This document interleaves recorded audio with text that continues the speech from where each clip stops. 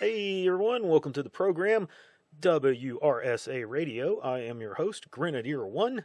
As always, I hope you are having a good week. Been a busy one for me with work projects and things we have going on around really the area. I've been doing some interesting things with LoRa communications that I may do a video about in the future if it's worth it. I know there's a lot of YouTube content already out there on that subject, so I doubt I can really add much to it. But anyway, that's been taking up my time this week. Let's get on with the show today because we have some interesting things happening in the world right now that we need to go over. The focus of today is going to be the Nord Stream 2 pipeline that went offline this week. The interesting aspects of that, the things going on there. So the other day it was reported that the pipeline dropped pressure and then went offline, and after some investigation it was determined that something had caused the pipeline to rupture off the coast of Sweden in about 100 meters of water. The Baltic is, in spite of what you might see in some articles and some reports, the Baltic is not very deep in this part of the channels, which I think is somewhat of a clue to what might have taken place here. I've seen some people saying, "Well, it's in it's in deep water. 100 meters is not deep water, folks. It's not." But after this rupture was located, which was done just by really looking at the surface of the water, it's churning up the water like Godzilla's about to come up or something. But it's kind of cool in a weird way. But at any rate, within hours, people were beginning to question, just what the heck had happened here. And the less informed about such subjects are wondering why it's a big deal anyway. Well, if you do not know, and this will maybe clue you into why it's a big deal, Nord Stream 2 is one of the two pipelines that run from Russia to the major nations of Europe to supply them with natural gas. And Nord Stream 1 has been online for some time. Nord Stream 2 is the subject of recent debates and recent activity, political, geopolitical moves, whatnot, because it's only recently come online. It was something that the U.S. was trying to hold up and keep from happening. These pipelines are designed to go around Ukraine and really around Poland as well to get to Germany and France and these other smaller countries of Europe without having to pay taxes to the Poles or the Ukrainians. Really, the bulk of that, I believe, goes to the Ukrainians, which, when you think about it, has some ramifications about the real root causes of the current conflict in Ukraine. But anyway, the U.S. has been really against Nord Stream 2, or at least has been trying to use it as leverage against the Russians for some time now, like I said, and in relation to the whole situation in Ukraine, because it goes back well before the conflict actually kicked off. The current iteration of the conflict, really this became a leverage point after the Donbass and Luhansk regions seceded from Ukraine and voted to, or at least tacitly voted to join Russia or to become aligned with Russia. And so this was something that the U.S. has been using as kind of leverage to try to keep the Russians from doing anything and push back on those two breakaway republics. The Biden administration has made some very provocative statements regarding the pipeline and what could or could not happen if it went into service. So as we're laying all this out, keep that in mind, because by all accounts from the people who are looking at this rupture and shutdown of this pipeline, this was not a natural event. Okay, this was not something that it just happened to happen. This was an engineered event, meaning someone set off explosives around that pipeline and broke it open, or did something to break it open. We believe it's explosives. As the story began to emerge, we began to hear reports that seismic instruments in Sweden had detected what looked to be two explosions in the area. One of them registered at 1.3 and the other at 2.1, something along those lines on the Richter scale. And this is indicative of a large amount of explosive material. Now, to be fair, it could have also been a single explosion that set off the gas inside the pipeline, but I'm not an engineer. I'm not into pipelines and things. Maybe I'm wrong here and someone will correct me, but I think pipelines have some safety features with that kind of thing in mind. And there's something that reduces the volatility of the gas, to keep it from causing such large explosions, whether it's, mixing with oxygen or trying to remove any of that to try to reduce the ability of it to explode. I don't know, maybe not. I don't rule out that possibility that there was a small explosion followed by the gas itself exploding. But it sure looks like that someone set off a detonation or multiple detonations that collapsed the area around the pipeline and broke it open. And why is that important? Well, if it's a small explosion, that's something that is more within the capabilities of multiple nations. If it's larger explosions, well, then you start looking at, well, who has explosives that large that could do that, so it might limit the number of potential agents here that were involved. But at any rate, so the question that is now on everyone's mind is, who did this? Who would benefit from doing such a thing? Let me give you some of the downstream ramifications of this before we get into that question to kind of address that. Why is this so important? Why should you be paying attention to this? Well, let's assume that the fight in Ukraine comes to a crashing end here very shortly, and I don't know the status of that currently, where that fight actually is. But say within the next few weeks, it would stand to reason then, for the purposes of this argument, let's assume that it ends. It would stand to reason then that Germany and France and some of these other nations would then go back to the table with Russia and work out, getting the pipelines back on and the rates that they would be paying, and thus kind of stave off the effects of winter that is coming and threatens to literally freeze, huge parts of their countries. This is the energy crisis that everyone is looking at right now. That this winter is predicted to be record lows. It's going to be really bad, and there's just not enough energy to heat everybody in those European nations and do all of the other things that they want to do and the things that you expect in modern life and culture. Something's got to give there.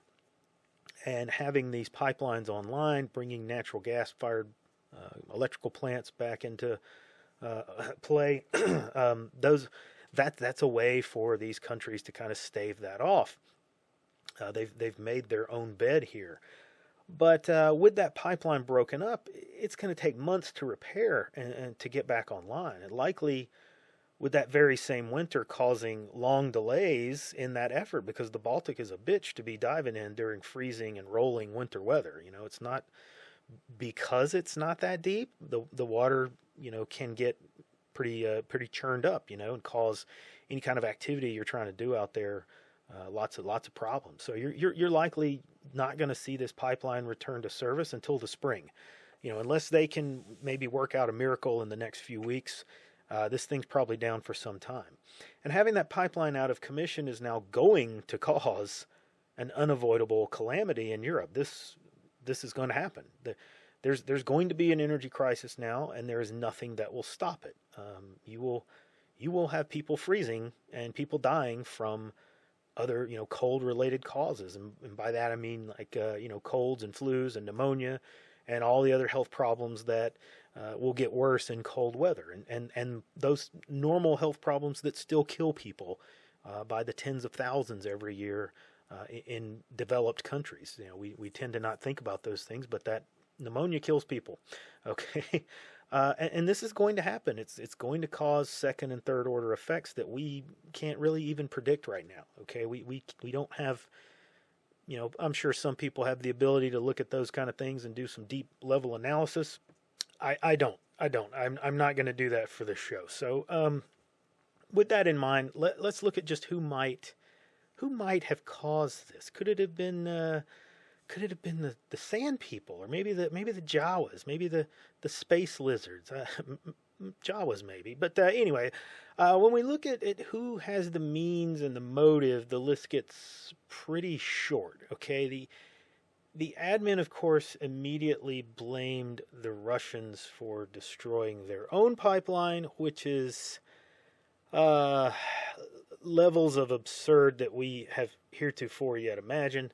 The idea that the Russians would somehow sneak a submarine into the area, and it would have to be a sub because no one saw any Russian vessels in the area recently. The idea that they would sneak into that area and set up explosives and then sneak away to detonate them on their own pipeline. There's no limit to how stupid they think that we are, okay? That we would buy that. And there are some people out there who do buy that, but this is just ridiculous. It's just on its face, just a bald-faced lie. If Russia wanted to shut off the pipeline, then they just turn it off and it stops working, okay? It continues to exist, and thus it gives them negotiating leverage when they go back to the Germans and start talking about piping them gas again.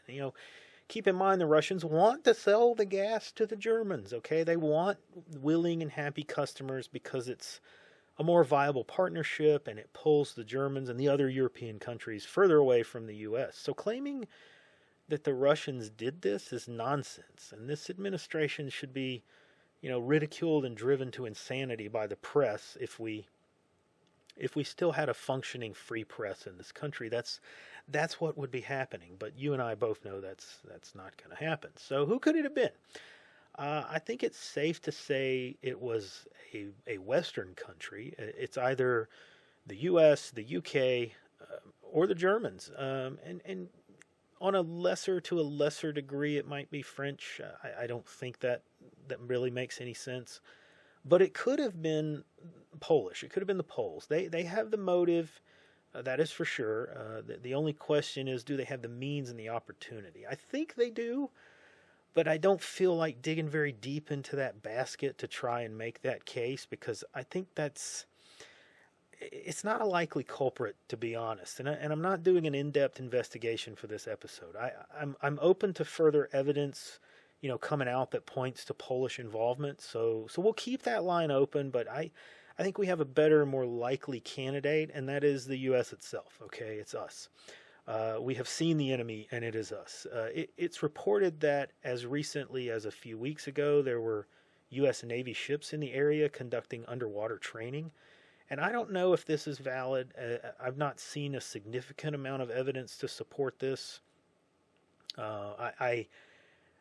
Anything that I've really followed down myself. Normally when I look into, really kind of go into depth and really look at things, I will track down the sources of that kind of information that I see on memes or on, being reported and thrown around on social media. And just do a cursory check, just a little bit of looking to say, well, does this make sense? Who is this source? Is it a reliable, believable source? I haven't done that here. I haven't really dug into it, but what I have seen looks legit. Doesn't necessarily mean that it is. I've seen some posts on the internet that show, the ship tracking plots that you can access online for safe navigation. It's a system kind of like the ADSB for Flight Tracker and Flight Aware. There's, naval versions of that. And those look like they're, showing U.S. Navy vessels in the area. And it looks legit, like I said, but I can't say for sure. Let's assume, though, at this point in time, until we see otherwise, that the information is legit. If it is, then the finger's pointed right at our own government. We have the means, we have the motive, and it looks very much like we've had the opportunity to conduct a covert operation to shut down this pipeline. So let's assume that's the case. Or let's assume that one of the other nations did it. The Germans or the UK did the operation, and perhaps it was the U.S. Navy in support. Maybe the Poles were involved too. Maybe it was all four nations. All of that's entirely possible. One of them did it, though. And if one of them did it, then you would expect a couple of things to happen. You would expect to see, statements or tweets or unofficial statements that deny that we did it, but then also condemn Russia and tell them that they deserved it, to happen to them. And we totally told them that it would happen if they built the pipeline. And even though we totally didn't do it, it serves them right. And that's what I would expect to see coming out of Washington and Berlin and London. And what do you know? What do you know? We have just that thing. We have statements from U.S., German, and other officials saying exactly what I just laid out. One even going so far as to thank the U.S. for doing this. And I think it's fairly clear here who did this. Regardless of which specific nation's agents actually did the act, there's no doubt in my mind that the big three, or more, like I said, it could have had Polish involvement too. Western countries colluded to destroy this pipeline, and they did it with the full knowledge that it would lead to a massive energy collapse this winter in Europe, which will cause lives and livelihoods in those countries. Now, folks, this is treason of the highest order for those nations' leadership. And I say that just to add to the more obvious fact that it's an act of war. How does Putin respond to this? How does Russia respond to this? Does Putin, how does he deal with one of his major supporters losing their pipeline? If he's incapable of defeating that interest, then how can he continue to claim credibility to his supporters? And is this the level of stupidity that we are dealing with, that our leaders think that they have backed him into a corner and he will be powerless to act? They think that they can somehow force a coup or maybe engineer one against him with, this full information war blitz that they've been working out. Like they will point to this and say, see, Putin couldn't defend this pipeline, and stop NATO from doing whatever, or he did it himself, and he's cost his own supporters millions and billions of dollars, and so on and so forth, and they will somehow turn on him, or that's the story they'll put out. They'll use their agents there on the ground to try to gin up this movement against Putin, and as a way of engineering a coup. And that's just ridiculous. Okay, they are backing the man into a position. It's just not the one that they think they are. They are forcing him to escalate the conflict and begin to go after other fronts and other targets. And he will likely, activate covert means to do this, as to maintain a level of deniability, but it's coming. I have no doubt in my mind that it's coming. It would not shock me at all to see power plants or other kinds of infrastructure in these Western nations suddenly become targets, suddenly have accidents or sabotage or what have you. I could absolutely see that happening. Or worse. This is where we are, folks. Imagine where we will be. It's fun times, kids, fun times. So anyway, that is the state of the world this week. That is all I have time for today. Like and subscribe. Come see us over on Gab and the Mothership, and I will see you on the next episode.